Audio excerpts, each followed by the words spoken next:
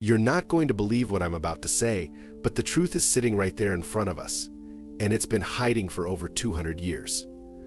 The 1775 Bible isn't just a dusty old relic, it's a time capsule, and within its pages, it holds evidence of how the truth has been deliberately twisted for centuries. And trust me, once you hear this, there's no going back. Let's talk about why this particular Bible is so important. Most people think all Bibles are essentially the same, just a translation here or there, right? Wrong. The 1775 Bible is a snapshot of history before key alterations were made, before entire concepts were manipulated to serve those in power. This Bible still contains references to the real way we were supposed to keep time, to observe sacred days, to live in harmony with divine cycles. So why don't we hear about it? Simple, because they don't want us to know. Scholars have pointed out that after certain reforms, especially the Gregorian calendar reform in 1582, a lot of things changed. Not just how we measure days and months, but how we live our lives, how we worship, and even how we think about the universe. The 1775 Bible contains traces of a different, older system, a lunar calendar with 13 months. Yes, you heard that right, 13. They erased that extra month from history, and that was no accident. The 12-month calendar? That's an artificial construct, a tool to control how we experience time. And for centuries, it's worked. So why hide this from us? Why not let people know that humanity once followed a calendar based on the moon and the natural rhythms of the earth? Because that would challenge the power structures that were forming. The 13-month calendar connected people to nature, to the divine, to something beyond earthly authority. Can you imagine how different society would be if we still had that? If people were more in tune with the cycles of the moon, rather than work weeks dictated by an industrial, profit-driven system? The 1775 Bible also contains references to the true Sabbath day. I'm talking about Saturday. Yet today, millions of people around the world believe that Sunday is the holy today. How did that happen? It wasn't some divine revelation, it was a political decision. In 321 AD, the Emperor Constantine, in a bid to unify his empire, declared Sunday as the new day of worship. Sunday, the day named after the sun god. Are we really expected to believe this wasn't about consolidating power? And the 1775 Bible shows us that many of these changes were already in place, but were being subtly resisted by certain groups. Ask yourself, if you've been lied to about time, lied to about how to worship, what else is a lie? This Bible is proof that we're living in a world shaped by centuries of manipulation, where what we think is truth has been carefully edited to fit a narrative that benefits a select few, and it doesn't stop at calendars and Sabbaths. The Bible you're familiar with today has been curated, yes, curated by powerful religious and political figures who had every reason to rewrite the rules to keep you in line. The question isn't if we've been lied to, the question is how much. How much of what you believe is really just a convenient version of history that someone in power wanted you to follow? Because when you dig into the 1775 Bible, you're not just reading scripture, you're reading a document that survived before major rewrites, before massive distortions of time and truth. Now that we've cracked open the truth hidden within the 1775 Bible, it's time to ask the next big question, why? Why were these monumental changes made? Why did they shift our calendar, manipulate our days of worship, and rewrite the very flow of time? Simple. It's about control. Think about it. By altering how we experience time, those in power weren't just tweaking minor details, they were reshaping reality itself. The calendar, the Sabbath, the entire structure of how we organize our days, it all plays into a deeper agenda to keep humanity in line. But why is this important? Because how we experience time is fundamental to how we connect with the divine, with nature, and with each other. When you break that connection, when you distort it, you control how people think, how they live, how they believe. And that's exactly what happened. You see, in ancient times, people followed natural cycles, the moon, the seasons, the rhythms of the earth. There was an intrinsic connection between humanity and the cosmos. But when you introduce an artificial calendar, when you tell people when and how to worship, you sever that connection. Suddenly, life isn't about harmonizing with the world around us. It's about meeting deadlines, following a system that they designed. The 13-month calendar and the true Sabbath were threats to this new order. so they were erased. The church and the ruling elite needed to consolidate power, and what better way to do that than by reshaping how time was perceived? They created a reality where people no longer questioned the structure, they simply followed it. The Gregorian calendar became the new norm, and with it came a new way of life that disconnected humanity from its spiritual roots. But don't take my word for it. The clues are all there. The 1775 Bible contains remnants of the old system, remnants that scream of a time when people knew the truth. The change wasn't some innocent mistake or a harmless adjustment. It was a calculated move. By controlling the calendar, by shifting the Sabbath from Saturday to Sunday, they didn't just change religious practice, they rewrote the very foundation of human spirituality. And this isn't just about the past. Think about the impact this has on us today. We're still living in this distorted system. Every time we check our calendars, plan our week, or schedule our holidays, we're following a script that was written for US centuries ago by people who had everything to gain from keeping us in the dark. But it doesn't end there. When you control time, you control cycles, spiritual cycles, agricultural cycles, even social cycles. By removing the 13th month and shifting sacred days, those in power made sure that people's connection to the natural world and the divine was cut off. We became slaves to a system that wasn't designed for us, it was designed to keep us compliant. So now we know they reshaped our concept of time and severed humanity's connection to the spiritual cycle. But that was only the beginning. They didn't just mess with the days of the week or shift holy days, they completely erased an entire month. That's right, our ancestors followed a 13-month calendar, not the 12-month version you've been living by your entire life. And you might be thinking, what difference does 1 month make? It makes all the difference. You see, each of those 13 months was perfectly aligned with the lunar cycle, 28 days per month, every month. That's how nature intended it.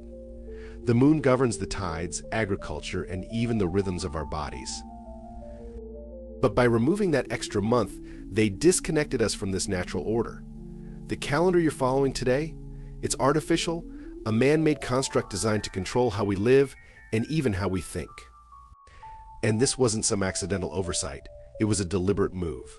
In 1582, Pope Gregory XIII introduced the Gregorian calendar, which shaved off days, removed the 13th month, and crammed everything into 12. This was about more than just streamlining time, it was about consolidating power. The 1775 Bible still contains traces of that original timekeeping system, but those references were buried or ignored to ensure that the new system took hold. Think about it. The lunar calendar, with its perfect symmetry, tied people directly to the cosmos. Farmers knew when to plant and harvest. Religious festivals were in sync with the changing seasons. Life flowed with nature. But what happens when you break that connection? People stop relying on their natural instincts, on the rhythms of the earth, and start relying on a calendar that's been forced on them. This isn't just about losing a month. This is about losing our connection to something much bigger, something that has spiritual and cosmic implications. By controlling time, they've controlled our relationship to time, and they've managed to do it so thoroughly that most people today don't even know this calendar ever existed. But the 1775 Bible holds the proof. The clues are there, hidden between the verses and chapters, remnants of a time when humanity wasn't bound to a mechanical, man-made calendar. And think about who benefits from that control. If we were still following a 13-month lunar calendar, we'd be living in a world governed by natural cycles, not work weeks and financial quarters. Time would be in harmony with the universe, not bent to the will of rulers looking to keep us in check. The question is, why did they remove that 13th month? Was it simply to standardize time, or was it part of a larger plan to sever us from the natural order? And more importantly, how much has our spiritual awareness suffered because of this shift? They didn't just take away a month, they took away our ability to see time as it truly is, a flowing, cyclical connection to the divine. We've been programmed to accept the 12-month system without question, but what if that's just another layer of control? What if this entire calendar we use today is designed to keep us locked in a state of disconnection from the earth, from the stars, from ourselves? The fact that the 1775 Bible still contains traces of the original calendar proves that not everyone went along with the changes. Some knew the truth, and they tried to preserve it. But that truth has been hidden. locked away, and replaced by something else, something that benefits those who pull the strings. We've seen how time itself was reshaped, how an entire month was erased, but the manipulation goes even deeper. The very concept of the week, how we mark sacred time, when we rest and when we work, has been distorted. You've probably never even questioned it, because it's been drilled into you from birth. Sunday is the first day of the week, right? Wrong. It's not. And it was never supposed to be. This isn't just a minor detail, it's the core of how time was manipulated to serve those in power. In the original biblical tradition, the Sabbath, the day of rest, was Saturday, the seventh day. It was sacred, set apart from the others, and it represented the culmination of creation. But somewhere along the way, they got flipped upside down. Suddenly, Sunday became the day of rest, and Saturday just became part of the weekend.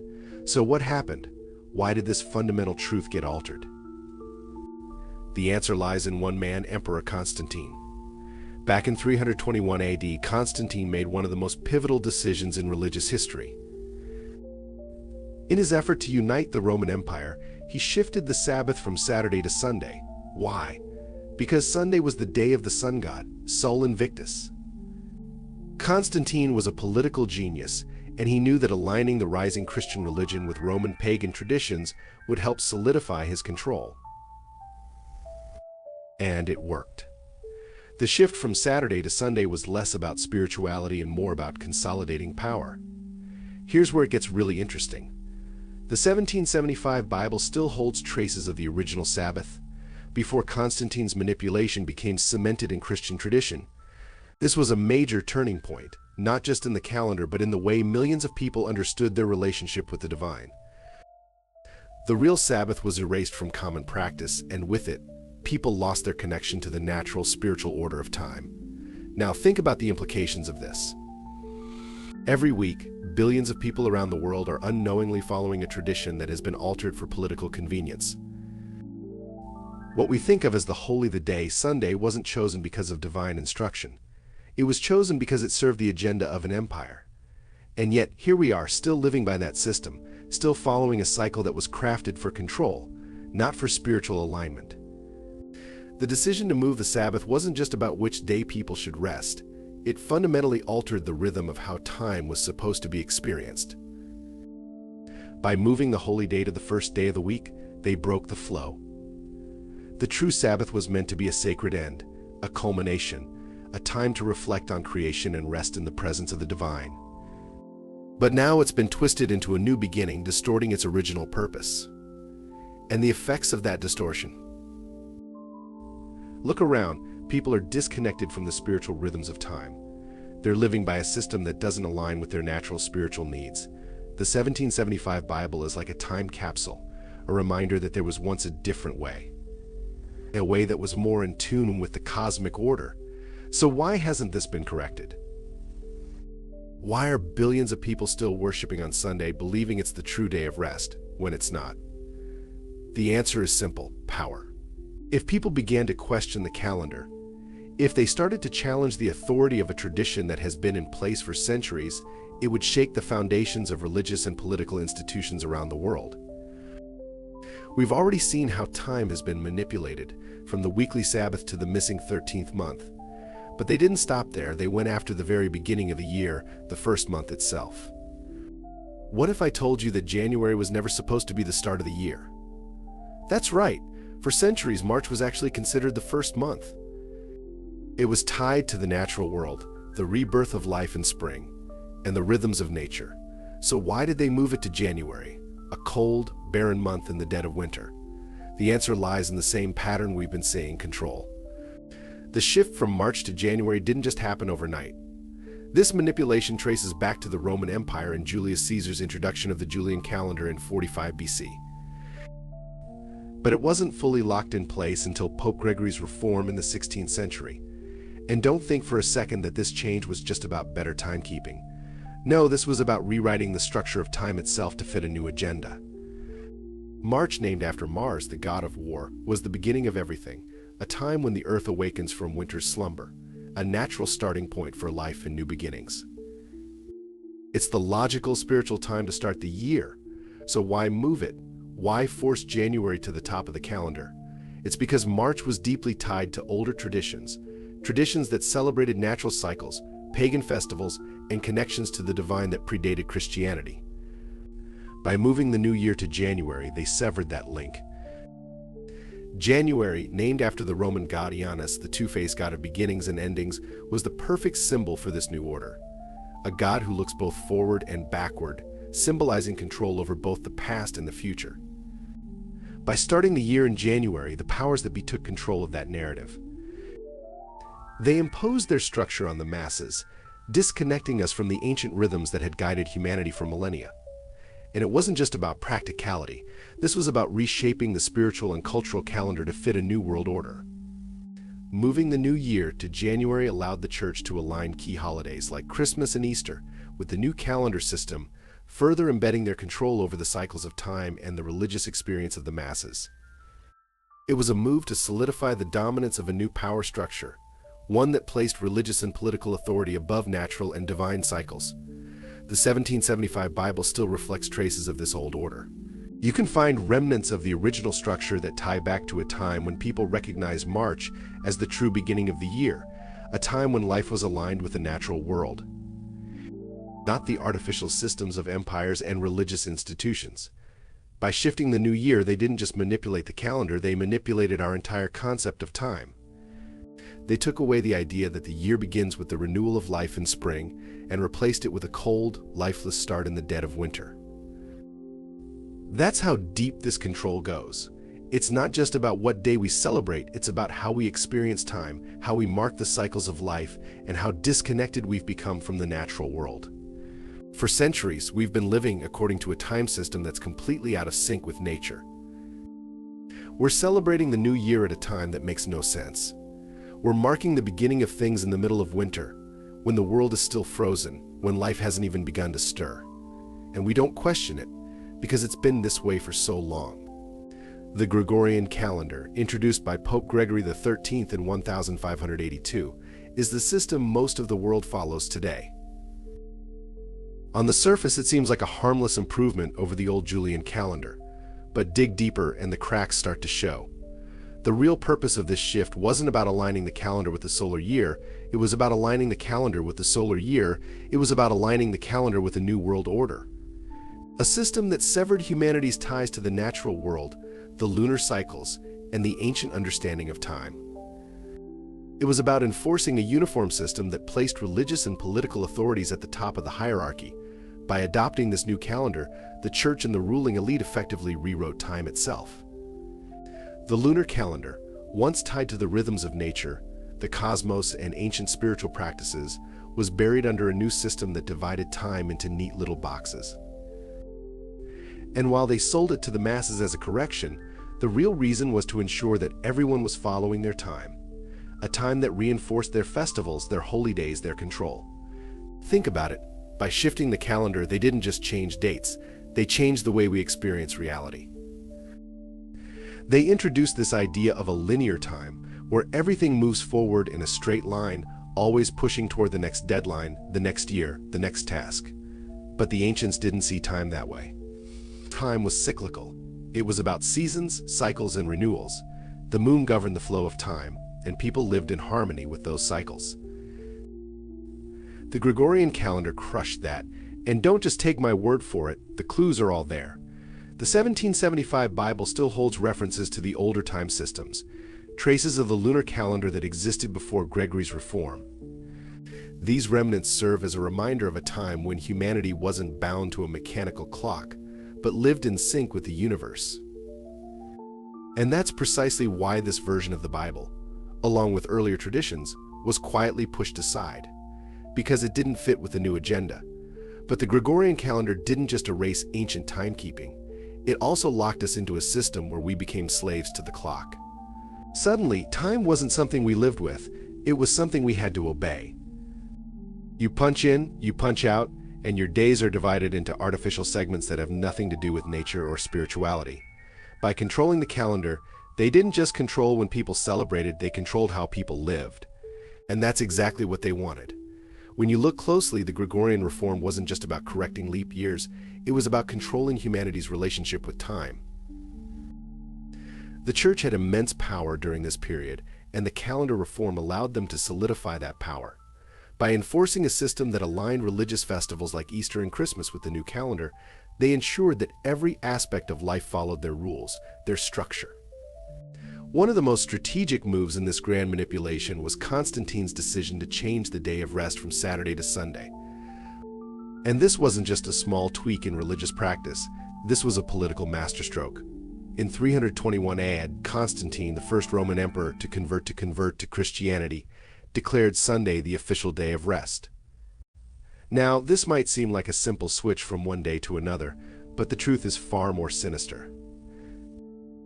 Constantine's empire was a melting pot of different religions, and Sunday wasn't just any day, it was the day dedicated to Sol Invictus, the Roman sun god. By making Sunday the new holy day, Constantine wasn't just reforming Christian practice, he was uniting his empire under a single, unified religious calendar that blended Christian and pagan traditions. It was all about control, bringing everyone under the same umbrella of time, of worship, of power. But here's what they didn't tell you. This wasn't just a religious decision. This was about ensuring that the Roman Empire remained in control of both the spiritual and political lives of its people. The 1775 Bible still contains traces of the original Sabbath, the true day of rest, Saturday. Saturday, the seventh day, was the sacred culmination of the week, the day that God rested after creation. But by shifting the holy day to Sunday, Constantine wasn't just changing a tradition, he was rewriting the spiritual experience of millions of people for generations to come. And now, centuries later, we continue to follow this altered schedule without question. Sunday is now the day when most Christians worship, but it's not the day that was intended. The original Sabbath was Saturday, and that's no small detail. This shift wasn't about faith, it was about politics, about Constantine using religion as a tool to stabilize his empire. The day of rest, the most sacred day of the week, was moved not because of divine instruction, but because it suited the agenda of an empire. And yet, here we are, still following that decision centuries later without ever questioning the origins of this practice. So what does this all mean? It means that the calendar we follow, the days we worship, the very way we experience time, have all been shaped not by divine will, but by political maneuvering and the consolidation of power. And the 1775 Bible is one of the few remaining witnesses to this truth. It holds the remnants of a world before these changes were imposed, a world where time and spirituality were aligned with the cosmos, not with the agendas of emperors and popes. But here's the good news. Now that we know the truth, we can start asking the right questions. We can challenge the systems that have kept us in the dark for so long. We can begin to reconnect with the natural rhythms that were once so integral to human life, before they were erased by those who sought control. The truth is out there, hidden in plain sight, and it's up to us to rediscover it. Thank you so much for watching this video all the way to the end. If you found this information eye-opening, don't forget to like, comment, and subscribe for more content like this. Let's keep the conversation going in the comments below. What do you think about this calendar conspiracy? Have we been living in a lie? I'd love to hear your thoughts. Until next time, stay curious, stay critical, and may God bless us all.